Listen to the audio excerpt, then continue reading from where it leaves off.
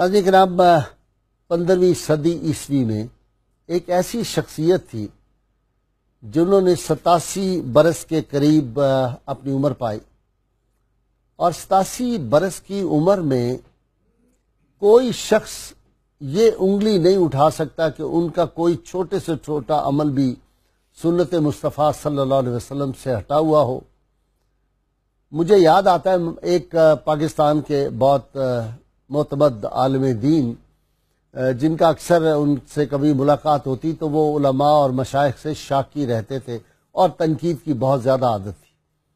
یہ کوئی 10 برس پہلے کی بات ہے یا 15 برس، تو مجھے وہ ملے تو انہوں نے کہا کہ میں کشمیر میں گیا ہوا تھا اور وہاں پہ ایک بزرگ سے مل کے آیا ہوں، اور ایک فکرہ انہوں نے بہت اچھا کہا۔ انہوں نے کہا میں نے 2-3 روز وہاں قیام میں کوشش کی کہ میں دیکھوں کہ کوئی ان کا عمل جو ہے وہ اسلام یا سنت رسول صلی اللہ علیہ وسلم سے ہٹا ہوا ہے، لیکن میں نے یہ دیکھا کہ وہ تمام سوراخ، وہ کھڑکیاں اور وہ دروازے جن سے شیطان داخل ہو سکتا ہے، اس شخصیت نے وہ ساری کھڑکیاں بند کی ہوئی تھی۔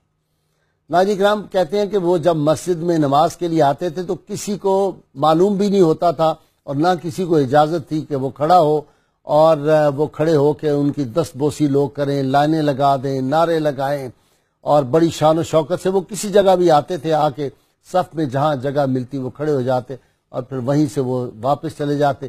اتنی سادہ زندگی گزاری۔ تو مجھے یاد آیا کہ غالب کا جب انتقال ہو گیا تو نواب مصطفیٰ خان شیفتہ ان کے شاگرد تھے، ان کی وفات پر انہوں نے ایک بات کہی تھی بڑی دلچسپ۔ انہوں نے کہا کہ غالب وہ شخص تھا ہماداں جس کے فیض سے ہم سے 1000 ہیش مداں نامور ہوئے، زہد و تقوی، صدق و صفا اور حسن و عشق 6 لفظ اس کے مرتے ہی بے پاؤ سر ہوئے۔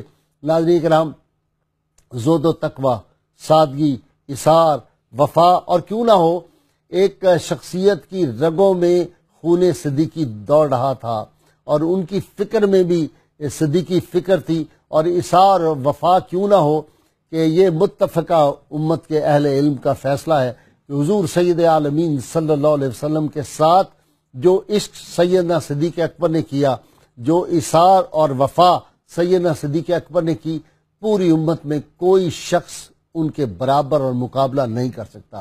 ناظرین کرام، یہ صدیقی خون جو تھا، یہ اثار، وفا، سادگی، استغنا اور یہ عبادت، زہد، ورا، یہ ساری خوبیوں کی حامل شخصیت، اور پھر 300 سے زائد مساجد پوری دنیا میں بنوائیں، اور ایک ایک مسجد جو ہے وہ اتنا نمونہ کمال ہے، آدمی دیکھ کے حیران ہو جاتا ہے۔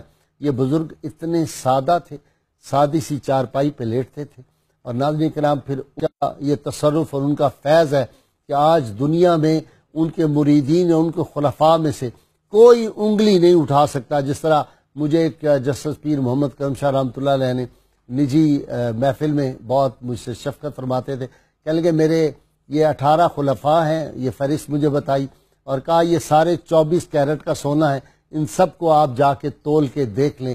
تو حضرت آج جن شخصیت کے بارے ہم ذکر پاک کر رہے ہیں، حضرت خواجہ قاضی محمد صادق صدیقی نقشبندی رحمۃ اللہ علیہ، جو خود تو ایک کمال کا زہد و تقوی کا ہیرا تھا، لیکن آگے ان کے خلفاء کے بارے میں بھی یہ کہا جاتا ہے کہ سب 24 کیرٹ کا سونا ہے۔ آج ان کی شخصیت کے حوالے سے گفتگو کرنے کے لیے میں نے 2 شخصیتیں جن کو دعوت دی ہے۔ میری خواہش تھی کہ کاش ان کے صاحبزادوں میں سے بھی، ان کی خانقاہ سے بھی کوئی شریک ہوتا، لیکن باوجود وہ نہیں پہنچ سکے۔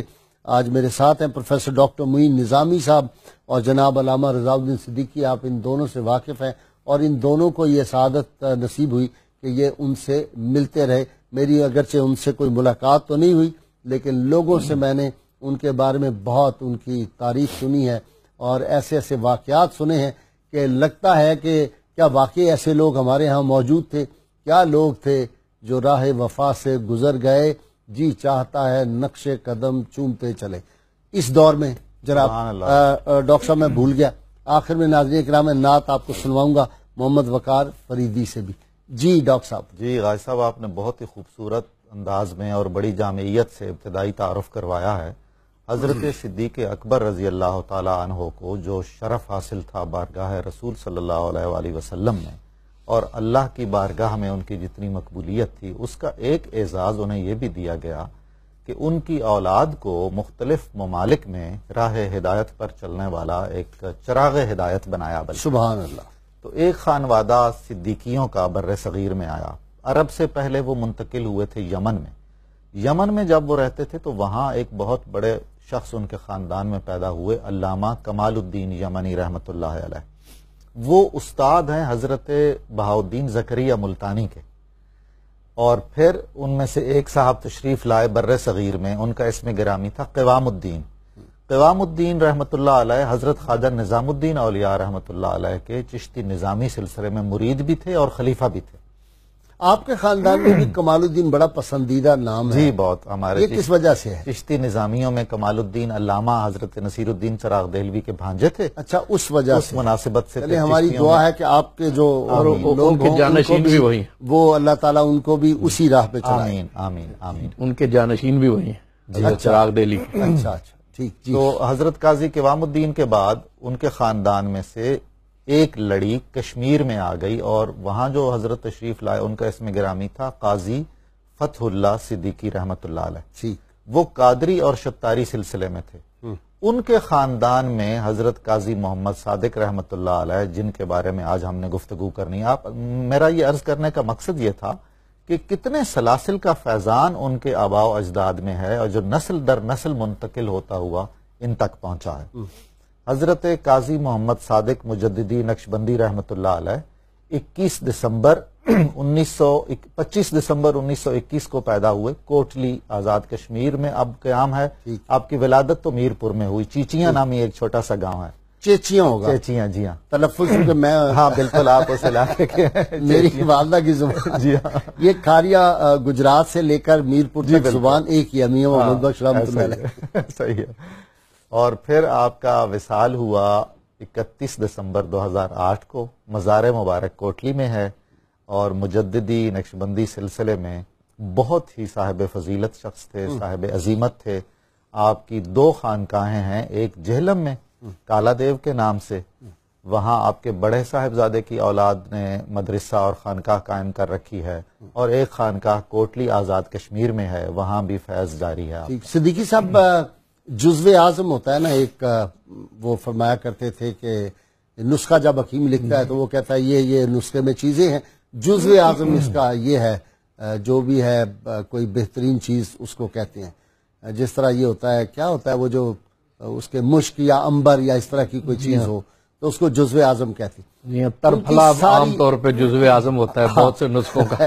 اچھا، میں نے ان کی جو تعلیمات پڑھی ہیں، اور نظامی صاحب نے بھی جو تالیف کی ہے کتاب ان کے حوالے سے، وہ علامہ افضل جو ہیں اپنے فیصل آباد والے نوجوان اسکالر، انہوں نے بھی جو کتاب ترتیب دی ہے، یا جو اور مضامین میں نے پڑھے، ایک بات مجھے جو نظر آئی، میں تو بہت چھوٹا آدمی ہوں، تصور بھی نہیں کر سکتا ان لوگوں کی خاک پا تک پہنچنے کا، لیکن میری زندگی کا فلسفہ یہ ہے کہ دین میں سب سے اہم چیز جو ہے، سب سے بڑھ کر، وہ اخلاص ہے. اور انہوں نے اس پہ اتنا زور دیا ہے خلوص کے ساتھ. اچھا، ایک بات میں اکثر، آپ بھی آتے ہیں پروگراموں میں، کہتا ہوں کہ جی اخلاص کی ایک رتی جو ہے وہ 1 ٹن عمل پہ بھاری ہے. میں نے ان کے یہ اقوال میں پڑھا کل، اور رات مجھے لطف آ گیا اس بات کو پڑھ کے. اخلاص پہ بڑا زور ہے، اور دکھایا کر کے، جعلی نہیں. پوری زندگی ان کی اس چیز کی آئینہ دار ہے. بھیرا شریف میں مجھے تعلیم کا شرف حاصل ہوا. بھیرا شریف میں جب ہم تعلیم کے لیے داخل ہوئے تو وہاں حضرت کا مختلف حوالوں سے تذکرہ رہتا تھا. ایک تو حضرت ضیاء الامت سے انہیں بڑی مناسبت طبعی تھی. پورا نام لے دیا کریں. حضرت ضیاء الامت پیر محمد کرم شاہ الازہری سے انہیں بڑی ایک مناسبت تھی، اور آپس میں ایک بڑا تعلق خاطر تھا، اور نامہ و پیام کا سلسلہ بھی جاری رہتا. کوئی ایک دوسرے سے دعا کے لیے بھی وہ پیغام بھیجا کرتے تھے. اور بھیرا شریف میں یہ تھا کہ ان کے بہت سے مریدین، حضرت نے جیسا کہ آپ نے ارشاد فرمایا کہ انہیں مسجدوں کی تعمیر سے بڑا شغف تھا، لیکن یہ صرف ایسا نہیں ہے کہ تعمیر برائے تعمیر ہے.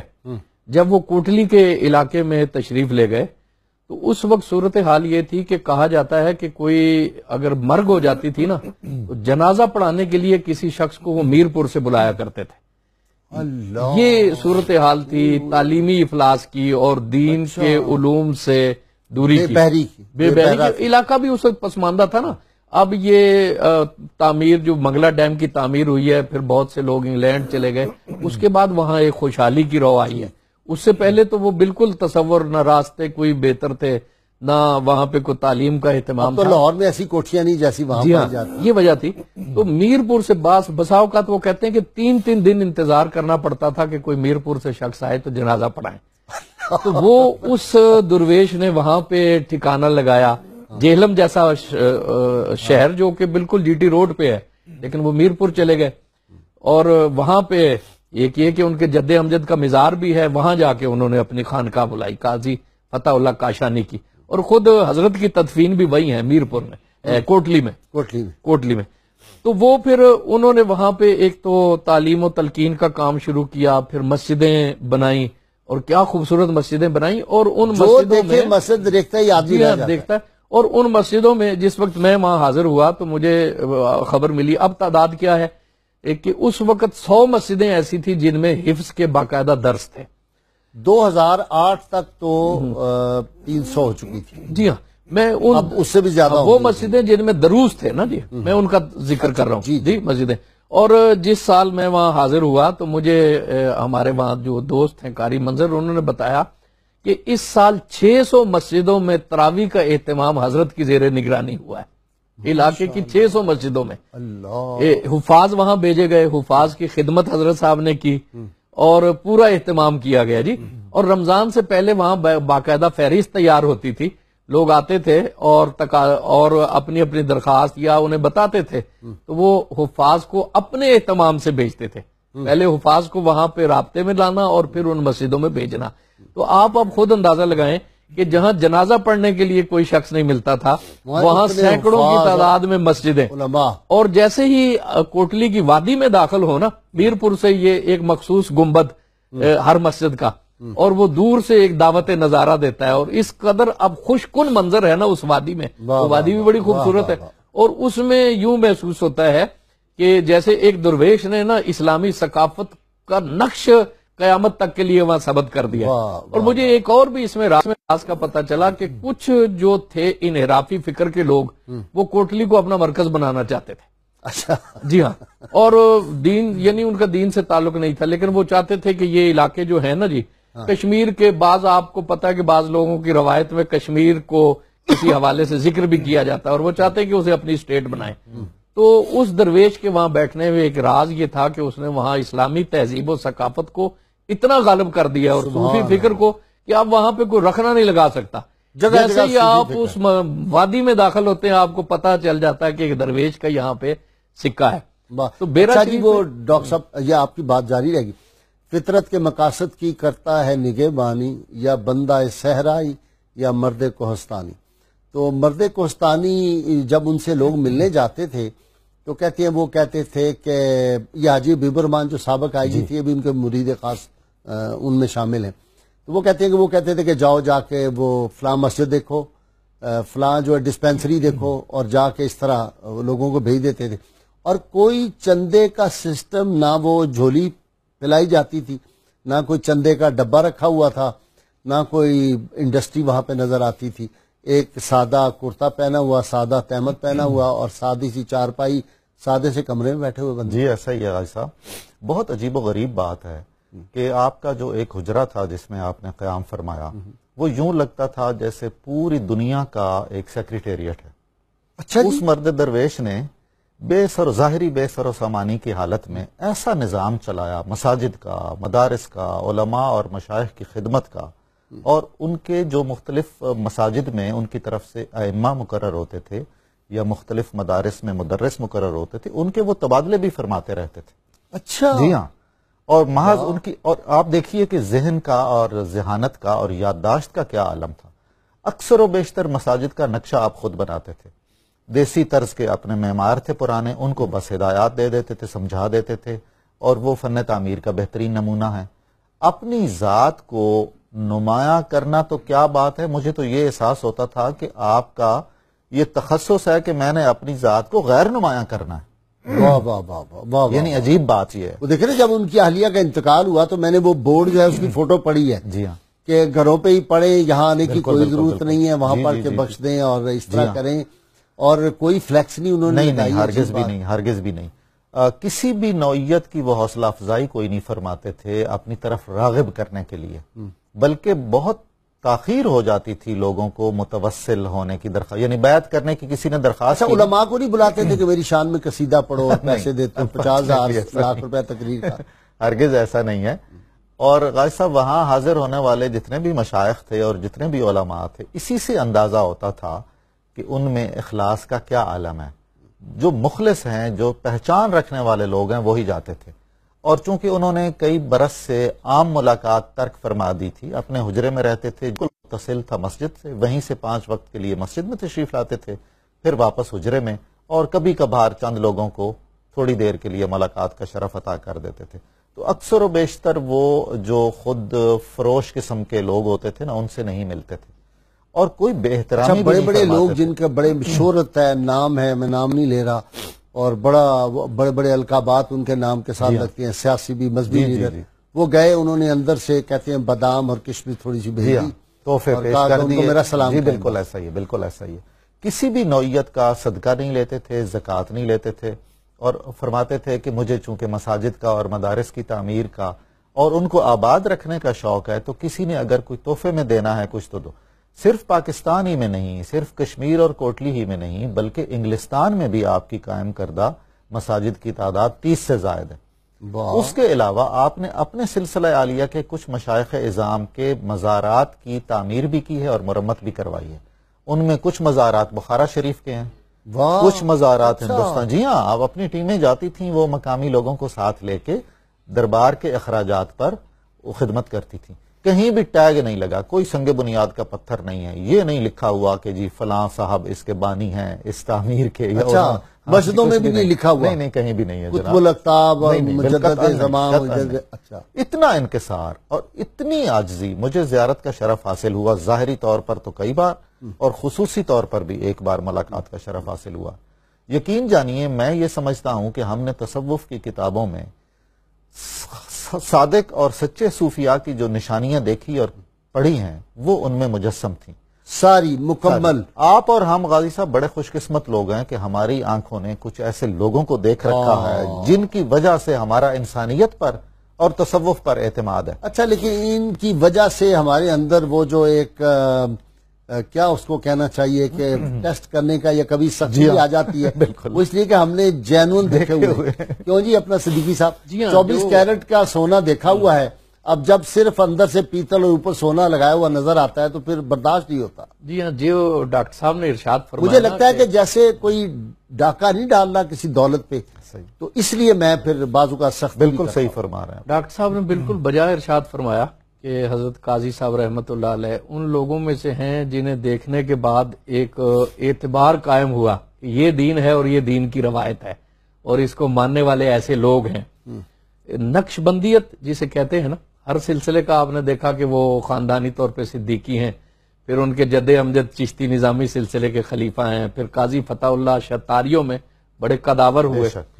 نقش بندیت کو اپنی حقیقی روح کے ساتھ انہوں نے سمجھا اور اپنی خانقاہ میں اسے نافذ کیا، اپنایا. جی ہاں، نقش بندیت کو اپنی پوری روح کے ساتھ اگر کہیں میں نے دیکھا ہے تو وہ کوٹلی شریف کی خانقاہ میں دیکھا. اور پھر ایک تو جو وہاں کے خانقاہ کے معمولات اس قدر پختہ، اس قدر جو ہے وہ مسلسل، اور پھر اس میں یہ کہ ان کا معمول تھا تہجد کے وقت وہاں بیدار ہو جاتے تھے سارے درویش خانقاہ کے، اور بیدار ہو جاتے ہیں، تہجد کے نوافل پڑھتے ہیں.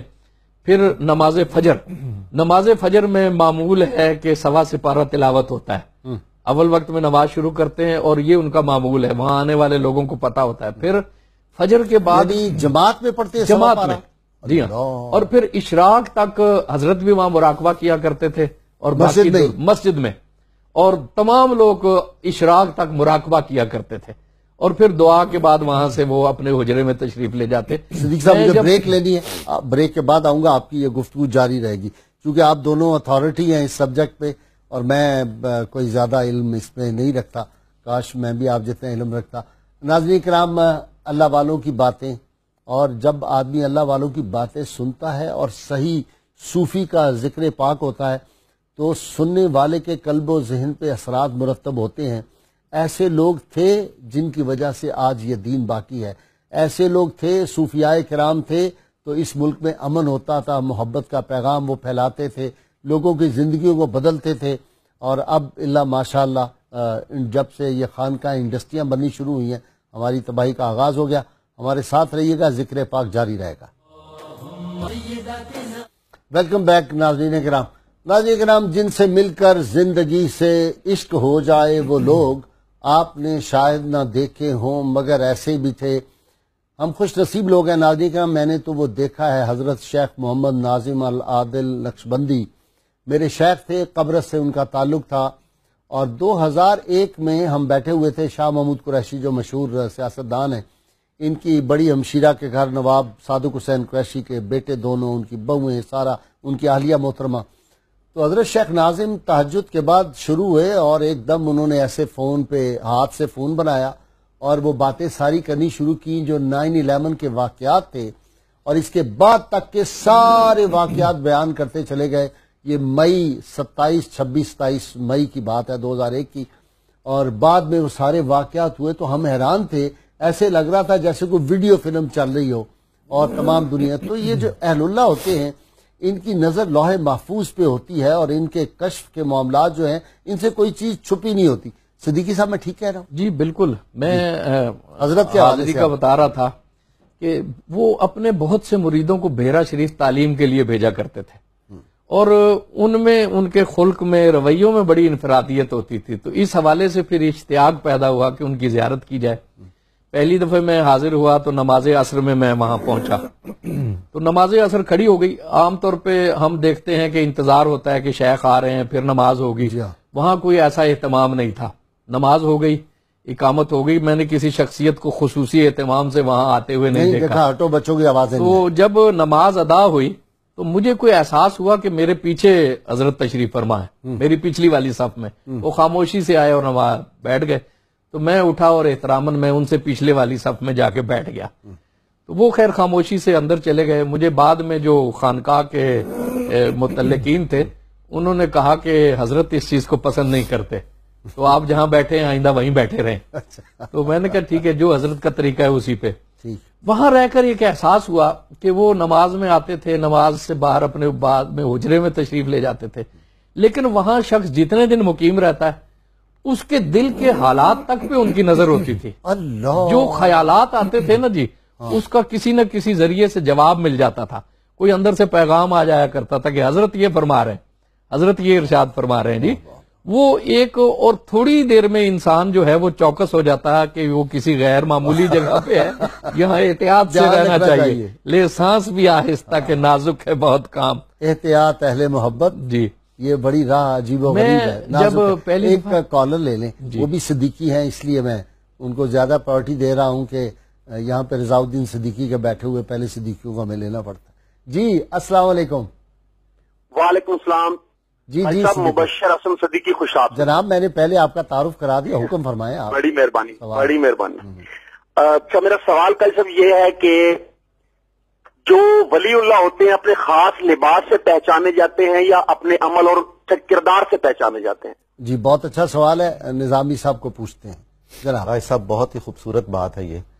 ولی اللہ اپنے عمل سے اور اپنے حسن اخلاق سے پہچانا جاتا ہے، وہ سرچشمہ ہوتا ہے خلق محمدی صلی اللہ علیہ وآلہ وسلم کا، اس کی ایک ایک ادا سنت نبوی کے مطابق ہوتی ہے۔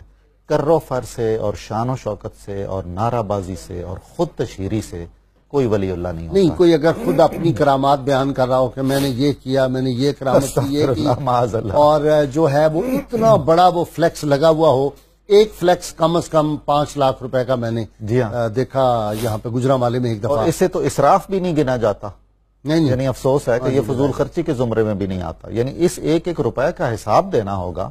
ہم سارے لوگ جو ایسے کاموں میں ملوث ہیں، کوئی غریب ہو، کوئی کرنا چاہیے۔ میں ڈاکٹر صاحب پچھلے دنوں گیا، بڑا مجھے دکھ ہوا، ہمارے ایک ڈپٹی اٹارنی جنرل، اللہ اس کو سلامت رکھے، نواز وزیر، اس بیچارے کا وہ لیور فیل ہو گیا اور وہ لیور ٹرانسپلانٹ ہونا ہے. تو میں ایک تقریب میں گیا ہوا تھا تو وہاں میں نے لوگوں سے ذکر کیا 50 لاکھ روپیہ وہ درکار ہے 10 دن بعد اس کا آپریشن ہے.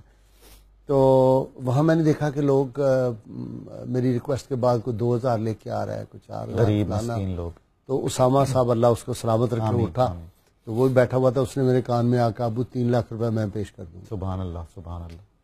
تو میں نے انہیں کہا کہ وہاں لوگ بیٹھے ہوئے تھے جو محفل میلاد پہ 35-37 لاکھ روپے خرچ کرتے ہیں اور وہ 2000 روپے دے رہے ہیں.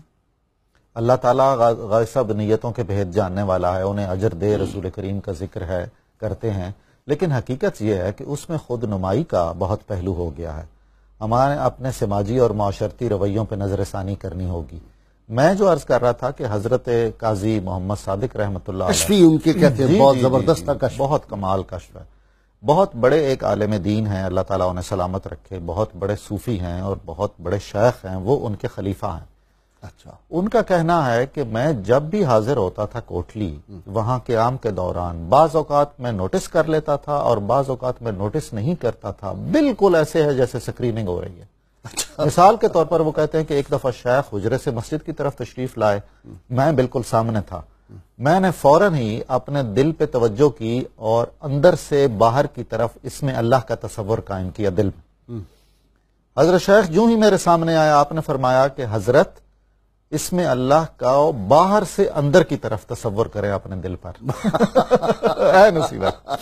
میری اپنی نجی زندگی میں جب ان کا سایہ شفقت مجھ پہ رہا اور ان کی عنایت اور محبت جو میرا سرمایہ آخرت ہے, تو عام زندگی کے معمولات میں اور کچھ نجی اور کچھ اداری بہت سنجیدہ معاملات میں بغیر کچھ کہے غازی صاحب اتنی عنایات اور اتنا کرم اور اتنا تعاون کہ میں بیان نہیں کر سکتا ہوں. اس میں پھر ایک خود نمائی کا پہلو ہوگا, اور چونکہ حضرت ناپسند کرتے تھے کہ آپ کی کرامات بیان کی جائیں, اس لیے میں وہ بیان نہیں کر رہا ہوں. لیکن مجھ سے زیادہ کون اس بات پر ایمان رکھتا ہے کہ صوفی باصفا ہوتے تھے اور ہوتے ہیں, اور میں نے تو عینی شاہد ہوں, مثالیں دیکھی ہیں. کسی نوعیت کی تشہیر کا کوئی گزر نہیں تھا. خانقاہ کوٹلی شریف کی مرکزی مسجد میں بہت طول طویل جمعہ بھی کوئی نہیں ہوتا تھا. وہاں لکھا ہوا ہوتا تھا کہ جی یہاں تربیت کے لیے سارے لوگ آتے ہیں, اگر کسی نے دینی مسائل سننے ہیں یا اچھے خطیب کی گفتگو سننی ہے تو کوٹلی کی فلاں فلاں مساجد میں اس کا اہتمام ہے, وہاں تشریف لے جائیے. سارے لوگ چونکہ حضرت شیخ خود مرکزی مسجد میں ہوتے تھے تو کون جاتا تھا ادھر. وہاں بھی میں نے دیکھا کہ بعض اوقات ہزاروں کا مجمع ہوتا تھا. کھانے پینے کے اوقات میں ایک طرح کا کھانا, کوئی بد نظمی کا مظاہرہ میں نے نہیں دیکھا ہے. کوئی اعلانات نہیں ہوتے تھے کہ اب پیر بھائی حضرات یوں کر لیں, اب سنگی یہ کر لیں, اب ایسا کر لیں, کچھ نہیں. یوں لگتا تھا کہ ایسی ان کی تربیت کر دی گئی ہے کہ ایک خودکار نظام کے تحت ہر کام اپنے اپنے وقت پہ ہوتا چلا جا رہا ہے. کمال ہے. اس کے علاوہ علماء اور مشائخ جو ہم عصر تھے, ان کا احترام اور ان سے رابطہ اور ان کو سنت نبوی صلی اللہ علیہ وسلم کی پیروی میں ان کا اکرام اور محبت اور ان کو تحائف لین دین کا سلسلہ بھی جاری رہا. اچھا جی, جسٹس پیر محمد کرم شاہ صاحب سے خصوصی ان کی شفقت جی بہت خصوصی ایک تو کام جس طرح پیر صاحب نے بہت اہتمام سے اور بڑے شعور سے دین کا کام کیا, تو ان کا بھی چونکہ ایک کام تھا, اس حوالے سے بڑی مناسبت تھی. جب میں وہاں حاضر ہوا تو میری جو ٹوپی میں نے اپنے سلسلے کی پہنی ہوئی تھی تو انہوں نے مجھے شناخت کیا. تو پھر جو وہاں کے محتمم تھے خانقاہ کا انتظام وغیرہ, انہوں نے پھر پیر صاحب کے حوالے سے بہت سے واقعات بیان کیے اور کہا کہ پیر کرم شاہ صاحب, پیر محمد کرم شاہ صاحب واحد شخصیت ہیں کہ جن کے استقبال کے لیے حضرت کوٹلی سے باہر تک تشریف لے گئے. وہ کسی وقت کے وزیر اعظم بھی وہ گئے تو اپنے حجرے سے وہ باہر نہیں آئے, دعا دے کے رخصت کر دیا. اور بھی بہت سے شخصیات تو پیر صاحب کے استقبال کے لیے اور پھر ان کو رخصت کرنے کے لیے بھی کوٹلی تک آئے. اور انہوں نے کہا کہ ہم نے دیکھا کہ پھر جو پیر صاحب نے ان کی تعظیم کی اور ادب نیاز بجا لائے. پیر صاحب کتنا ادب کرتے تھے بزرگوں کا, اس کا مجھ سے زیادہ شاید کوئی شاہد کم ہی ہوگا. ایک کالر لے لیں. السلام علیکم. وعلیکم السلام ورحمۃ اللہ وبرکاتہ. جی فرمائیں جناب صدیقی صاحب. جناب میرا یہ سوال ہے کہ پہلے جو اولیاء اکرام تھے پاک و ہند میں, ماشاءاللہ بہت بڑا ان کا نام تھا, اور انہی کی وجہ سے یہ آج اسلام جو پھیلا ہے. جی سوال کریں آپ, تاریخ ہمیں پتا ہے, سوال کریں آپ. سوال یہ ہے حضور میرا کہ آج کل جو اولیاء اکرام ہیں پاکستان میں یہ نظام مصطفیٰ صلی اللہ علیہ وآلہ وسلم کے لیے کام کیوں نہیں کر رہے؟ صرف یہ سوال ہے کہ یہ کام دیکھیں نا، وہ کاروبار میں مصروف ہیں، جب وقت ملے گا تو انشاءاللہ تعالی وہ کریں گے، لیکن کچھ لوگ ہیں ابھی بھی جینون. میں نے عرض کی کہ یہ ہر شخص کے، میں ان کا معمول تھا کہ جو وہاں پہ زائرین آتے تھے خاص طور پر علماء، تو انہیں وہ اپنے اہتمام سے کہتے تھے کہ فلاں مسجد کی زیارت کرائیں، فلاں مزار پہ حاضری دیں. میں نے ذکر کیا، میرے دل میں یہ خواہش تھی کہ مجھے حضرت کہیں نہ بھیجیں. اچھا، میں چاہتا ہوں کہ میں ان کی خدمت میں رہوں، اور جتنے دن میں رہا مجھے کوئی حکم نہیں ہوا. اچھا جی، مجھے کوئی نہیں حکم ہوا. بدھ کے دن میں نے اجازت طلب کی کہ میں واپس چلا جاؤں، تو وہاں سے پیغام آیا کہ اگر کوئی کام نہ ہو تو ایک دن اور ٹھہر جائیں. میں نے کہا جیسے حکم ہو. پھر تھوڑی دیر بعد پیغام آیا کہ آج موسم بہت خوشگوار ہے اور ہوا بہت اچھی چل رہی ہے، تو آپ یونیورسٹی تک ہو آئیں اور وہاں کی مسجد میں 2 نفل پڑھیں اور وہاں مزار تو آخری دن اور ساتھ یہ ہوا کہ کچھ چہل قدمی بھی ہو جائے گی، موسم بہت اچھا ہے. سبحان اللہ. تو یہ اس طرح کے کئی واقعات وہاں دیکھے. ایک دفعہ میں کچھ سوال آج کا سوال پوچھ لوں تو پھر ناظرین کرام، ہم ہر روز آپ سے سوال پوچھتے ہیں، جو صحیح جواب دیں ان کو کسان آئل کی جانب سے گفٹ پیش کیا جاتا ہے. آج کا سوال ہے، آخری سجدہ تلاوت قرآن پاک کی کون سی سورہ میں ہے؟ اور گزشتہ سوال کا جواب جو ہم نے آپ سے پوچھا تھا، حضرت مخدوم محمد ہاشم ٹھٹوی رحمۃ اللہ علیہ کا مزار پاک صوبہ سندھ کے مشہور شہر ٹھٹھا میں واقع ہے. درست جواب دینے والے خوش نصیب حضرات کے نام: عائشہ بی بی فیصل آباد، محمد حفیظ لاہور، طاہرہ بی بی کراچی، محمد حسن حیدرآباد، محمد صادق سرگودا، محمد احمد اسلام آباد، محمد سفیان چشتی پسرور، محمد ریاض رانا راولپنڈی، محمد الطاف حسین خوشاب، حافظ غلام دستگیر لاہور، حاجی برکت علی پیر محل، خالد محمود صاحب اٹک. آپ سب کو انشاءاللہ آپ کے گفٹ آپ کے گھروں پہ ڈیلیور کروا دیے جائیں گے. جی صدیقی صاحب. ایک بار میں وہاں حاضر ہوا تو میرے دل میں کچھ 5 سوال تھے. میں چاہتا تھا کہ کسی طرح مجھے کچھ ان کے جواب مل جائیں. کچھ ذاتی نوعیت کے تھے، کچھ معاملات ویسے تھے. تو یہ بھی میرے تھا علم میں کہ بالمشافہ گفتگو کا کوئی ایسا ماحول نہیں ہے. خیر میں اسی طرح میں ہفتے کو وہاں گیا. بدھ کو میں نے اجازت طلب کی تو مجھے یہی حکم ہوا کہ ایک دن اور ٹھہر جائیں. واہ. شام میں مغرب کی نماز میں نے دیکھا کہ حضرت غلام نقشبند رحمت اللہ علیہ جو ان کے خلیفہ ہیں، پاک پتن شریف والے، وہ وہاں پہ حاضری کے لیے آئے ہیں. تو دوسرے دن جب میں نکلنے لگا تو میں نے کہا کہ غلام نقشبند اگر میں ان کی دستبوسی کر لوں تو زندگی میں پھر پتہ نہیں مجھے موقع ملے نہ ملے، حالات کیا ہوں. تو میں اجازت طلب کر کے چلا گیا تو وہ بالکل اتفاق سے کمرے میں تھے، اپنے وظائف پڑھ رہے تھے. انہوں نے مجھے ایک نظر بھر کے دیکھا اور وظائف اپنے انہوں نے سمیٹ دیے اور گفتگو شروع کر دی. نا مجھ سے کوئی تعارف پوچھا، لیکن جیسے ہی گفتگو شروع کی تو میں الرٹ ہو گیا. وہ میرے پہلے سوال کا جواب پہ تھی جی، پھر دوسرے سوال کے جواب پہ تھی. 4 باتیں جو ہیں وہ انہوں نے بیان کی. تو اتنے میں کچھ لوگ آ گئے تو میں نے دیکھا کہ اب لوگ آ گئے. یہ حال ہے خدمت گاروں کا. جی ہاں. سردار کا عالم کیا ہوگا. میں اجازت لے لوں تو انہوں نے کوئی جیسے انسنی کر دی. پھر تھوڑی دیر بعد مجھے کہنے لگے کہ یہ طاق سے ایک کتابچہ پڑا ہوا ہے، یہ اٹھائیں. تو یہ میں نے انہیں اٹھا کے پیش کیا تو کہنے لگے کہ یہ امبالہ شریف والے سائیں توکل شاہ، یہ ان کے احوال پہ ایک رسالہ ہے. اور ان کے ایک مرید نے ان سے کہا کہ حضرت میرے کچھ معاملات دیگرگوں ہیں. تو انہوں نے کہا کہ میں نے جو آپ کو اللہ الصمد کا وظیفہ بتایا تھا لگتا ہے وہ آپ نہیں پڑھ رہے. جی، اس نے اتفاق سے کچھ عرصہ پہلے مجھے پیر صاحب نے یہ الفاظ کہے تھے کہ آپ پڑھا کریں حضور دے علومت. میں نے اپنی نادانی کی وجہ سے یہ سوچا کہ یہ کبھی کبھی پڑھ تو لیے، لیکن میں نے اپنی نادانی کی وجہ سے یہ سوچا کہ یہ تو بڑے جلالی الفاظ ہیں، میرا شخص ان کو سہار نہیں سکتا. تو میں نے کہا جی جناب میں سمجھ گیا.